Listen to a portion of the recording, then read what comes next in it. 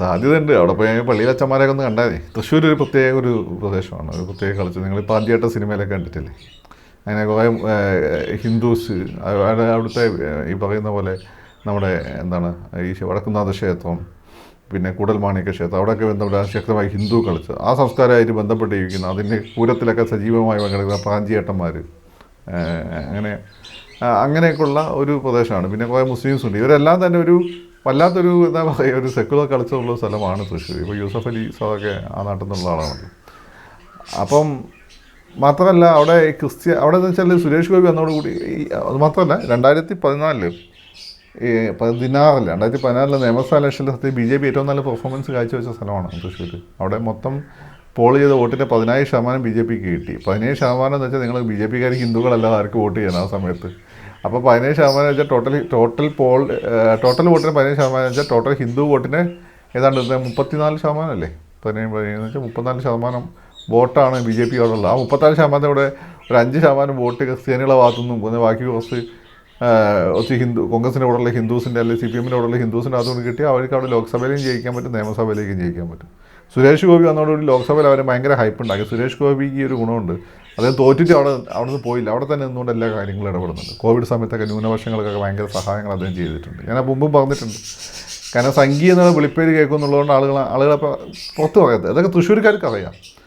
അപ്പോൾ അതുകൊണ്ട് തന്നെ മാത്രമല്ല കത്തോലിക്ക സഭയായിട്ട് ബന്ധപ്പെട്ട ഏതൊരു പത്രം മറ്റേ ഒരു സുരേഷ് ഗോപിക്ക് ഇതിനെന്ത് പരാമർശം നടത്തിയപ്പോൾ അതിൻ്റെ പിന്നിൽ ചില വടക്കന്മാരും തെക്കന്മാരൊക്കെ ആയിരിക്കാനാണ് സാധ്യത. അതിനെതിരെ സഭ തന്നെ ശക്തമായിട്ടുള്ള നിലപാട് രേഖപ്പെടുത്തുകയും ചെയ്തിരുന്നു.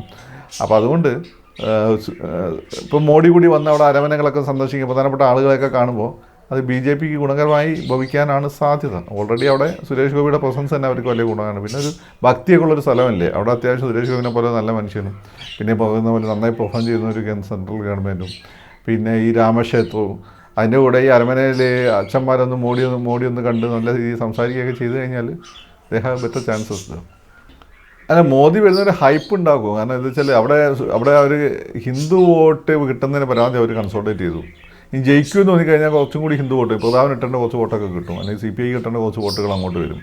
പക്ഷേ ഈ ബയിക്കണ ഫീൽ ഉണ്ടാകണേ ക്രിസ്ത്യൻ സഭയുടെ ഭാഗത്തുനിന്ന് എന്തെങ്കിലും തരത്തിലുള്ള സൂചന കിട്ടണം, കുറച്ച് വോട്ട് കിട്ടും. 5% വോട്ട് ക്രിസ്ത്യാനികൾ കിട്ടിയാൽ മതി. അത് മിക്കവാറും മോഡി ഒപ്പിച്ചെടുക്കാനാണ് സാധ്യത. ഈ പറയുന്ന പോലെ ഇപ്പം നമ്മളിപ്പം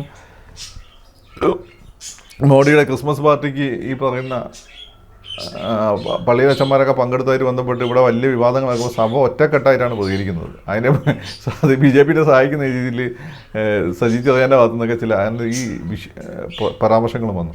കാരണം ഈ സഭയൊക്കെ സംബന്ധിച്ച് അവർ ഭയങ്കര ഈഗോ ഉള്ള ആളുകളാണ്. കാരണം ഇത്രയും ലോകത്തെ ഏറ്റവും പുരാതനമായ ഇൻസ്റ്റിറ്റ്യൂഷനാണ് സഭ. നിങ്ങൾ മനസ്സിലാക്കേണ്ട കാര്യം, ലോകത്തെ ഏറ്റവും പുരാതനമായ ഇൻസ്റ്റിറ്റ്യൂഷനാണ് റോമൻ കത്തോലിക് സഭ.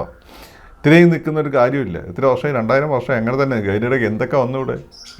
റോമക്കാരടിച്ചാൽ മൊത്തം നോക്കി പറ്റിയിട്ടില്ല, കുരിശുയുദ്ധങ്ങൾ നടന്നു പറ്റിയിട്ടില്ല, കുരിശുദ്ധങ്ങൾ തോറ്റാണെങ്കിൽ പോലും പറ്റിയിട്ടില്ല. പിന്നെ അതിനുശേഷം എന്തൊക്കെ സംഭവിച്ചു? ഹിറ്റ്ലർ അടിച്ചാൽ മൊത്തം നോക്കി പറ്റിയില്ല. അതിനു മുമ്പേ ഷെങ്കിസ് ഖാൻ വന്നു, പറ്റിയിട്ടില്ല. ഇങ്ങനെ എല്ലാവരും വന്നിട്ട് 2 ലോകമഹായുദ്ധങ്ങൾ നടന്നു, ഒന്നും പറ്റിയില്ല. സഭ ശക്തിപ്പെടുന്നതല്ലേ നമ്മൾ കണ്ടത്. ലോകത്തിൻ്റെ ഇപ്പോൾ യൂറോപ്പിലൊക്കെ തന്നെ വിശ്വാസം കുറഞ്ഞു വരുന്നുണ്ടെങ്കിൽ ഏഷ്യയിലും ലാറ്റിൻ അമേരിക്കയിലും ആഫ്രിക്കയിലൊക്കെ വിശ്വാസം കൂടി വരിക. അപ്പം ഇങ്ങനെയുള്ള സഭേനെ പറ്റി നമ്മൾ സംസാരിക്കുമ്പോൾ ഒന്ന് സൂക്ഷിക്കുന്നത് നല്ലതാണ്. അതിനൊരു റെസ്പെക്റ്റ് നമ്മൾ കൊടുക്കണം. അപ്പോൾ അത് അവരെ വല്ലാതെ വിഷമിച്ചു എന്നാണ് പരാമർശങ്ങൾ ഞാൻ കാണുന്നത്. ഒറ്റക്കെട്ട് വളരെ ശക്തമായിട്ട് അവർ മുന്നോട്ട് വന്നിട്ടുണ്ട്. അതായത് ന്യൂസ് 18-ലൊക്കെ അച്ഛൻ ഇന്ന് ഭയങ്കര സംസാരമായിരുന്നു.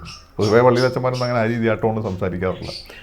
അപ്പം പൊതുവേ മോഡി വന്ന് ഈ അച്ഛനെയൊക്കെ ഒന്ന് കണ്ടു കഴിഞ്ഞാൽ ഒരു ഹിൻ്റൊക്കെ ക്രിസ്ത്യൻ കമ്മ്യൂണിറ്റിയിൽ നിന്ന് മടിച്ചു നിൽക്കുന്ന ആളുകൾ BJPക്ക് അനുകൂലമായി വോട്ട് ചെയ്യുമെന്നൊക്കെ ഒരു ഫീൽ വന്നു കഴിഞ്ഞാൽ സുരേഷ് ഗോപിയുടെ കൂളായിട്ട് ചെയ്യും. കാരണം സുരേഷ് ഗോപിക്ക് എന്തുകൊണ്ടോ മോഹൻലാലുണ്ട് സിനിമ പോകുന്നതിനെ എന്തുകൊണ്ടോ എന്നെ ഇഷ്ടമാണ് ആളുകൾ. അതുപോലെ സുരേഷ് ഗോപിക്ക് അങ്ങനെ കാര്യമുണ്ട്, എന്തുകൊണ്ടോ എന്നെ ഇഷ്ടമാണ് ആളുകൾക്ക്. അത് നിങ്ങൾ ഉത്തരേന്ത്യയിൽ പോയി നോക്കിയാൽ മതി. അവിടെ ഉത്തരേന്ത്യയിൽ ഈ മോഡി വരുന്നതിന് മുമ്പുള്ള ഒരു കാലഘട്ടത്തിൽ പിന്നെ എന്താ പറയുക എത്ര ടോയ്ലറ്റുകളുണ്ടായിരുന്നു. നിങ്ങൾ ബേസിക് ആയിട്ടുള്ള കാര്യങ്ങൾ മോഡി അഡ്രസ്സ് ചെയ്യാൻ ശ്രമിച്ചു എന്നുള്ളതാണ്. ടോയ്ലറ്റ് നിങ്ങൾക്ക് ഇവിടെ മനസ്സിലാവില്ല. ഞാൻ മുമ്പ് വന്നിട്ടുണ്ട്, ഇവിടെ വീട്ടിൽ 4 ടോയ്ലറ്റുള്ള ആളുകൾ, അവിടെ ടോയ്ലറ്റ് ഇല്ല.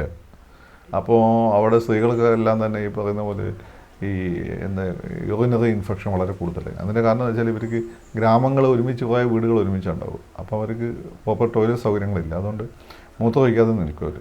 രാത്രി ആകാൻ കാത്തിരുന്നിട്ടാണ് മൂത്രമൊഴിക്കുക. അപ്പോൾ ആണ് യൂറിനറി ഇൻഫെക്ഷന് പ്രധാനപ്പെട്ട കാരണം. അവിടെയാണ് ടോയ്ലറ്റ് ഉണ്ടായിക്കൊടുക്കുന്നത്. അപ്പോൾ ആ ഒരു പ്രശ്നം മാറി, ശുചിത്വത്തിൻ്റെ പ്രശ്നം മാറി. പിന്നെ ആവാസ് യോജന, വീടുകൾ ഉണ്ടാക്കി കൊടുത്തു. അത് കോൺഗ്രസ് ഇതുപോലെ ഒരുപാട് പദ്ധതികളുമുണ്ട്, പക്ഷേ അഴിമതി താഴെത്തട്ട് കൂടുതലായിരുന്നു. ഇത് മോഡി അഴിമതി പരമാവധി കുറച്ച് കൊണ്ട് താഴെത്തട്ടിൽ അഴിമതി പരമാവധി കുറച്ച് കൊണ്ടുവന്നിട്ടുണ്ട്. പിന്നെ അത്യാവശ്യം ഒരു എന്താണ് പറയുക, എക്സെൻട്രിക് ആയിട്ടുള്ള മുഖ്യമന്ത്രിമാരാണ് മോഡിയുടെ അണ്ടറിലുള്ളത്. അപ്പോൾ ആദിത്യനാഥൊക്കെ തന്നെ, ആദിത്യനാഥിൻ്റെ മുന്നേ വെളിച്ചെടുത്ത് കഴിഞ്ഞാൽ എപ്പം പണി കിട്ടിയെന്ന് ചോദിച്ചാൽ മതി.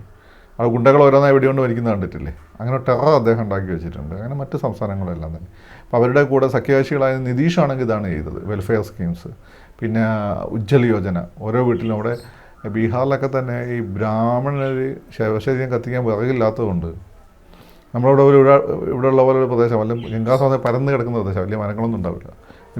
വിറക് മേടിക്കാൻ കാശില്ലാത്തതുകൊണ്ട് അവരുടെ ഈ തമ്പ് കട്ട് ചെയ്തത് പ്രതീകാത്മകമായി ദഹിപ്പിച്ച് ബാക്കി ശരീരം ഗംഗയിൽ ഒഴിക്കുന്ന നാടാണ്. അവിടെയാണ് ഒരു ഗ്യാസ് കുറ്റി വരുന്നത്.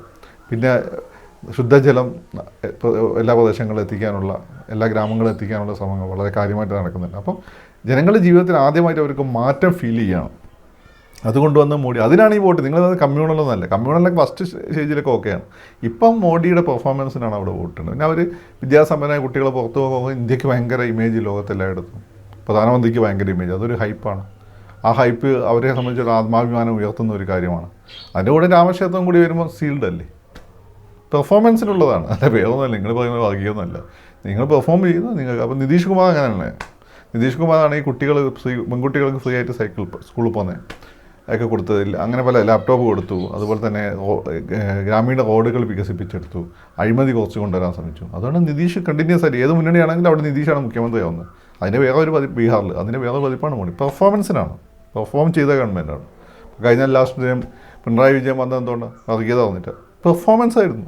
നിങ്ങളെ വീട്ടിലുള്ള, നിങ്ങൾ പിണറായിക്ക് എതിരാണ് പോലും നിങ്ങളുടെ അമ്മയും പെങ്ങന്മാരൊക്കെ വോട്ട് ചെയ്തു. കാരണം കോവിഡ് സമയത്ത് എല്ലാം അടച്ചു പിടിക്കുന്ന സമയത്ത് കിറ്റ് കിട്ടി. പൊതുവേ പിന്നെ പൊതുവേ ഉദ്യോഗസ്ഥന്മാർ ഇവിടെയും തന്നെ താഴെത്തട്ടിൽ അഴിമതി വലിയ രീതിയിൽ കുറഞ്ഞിട്ടുണ്ട് പിണറായിൻ്റെ അണ്ടറിൽ. അതിൻ്റെ ഒരു ബിഗർ കൂടെ പെർഫെക്റ്റ് രൂപമാണ് മുകളിലുള്ളത്.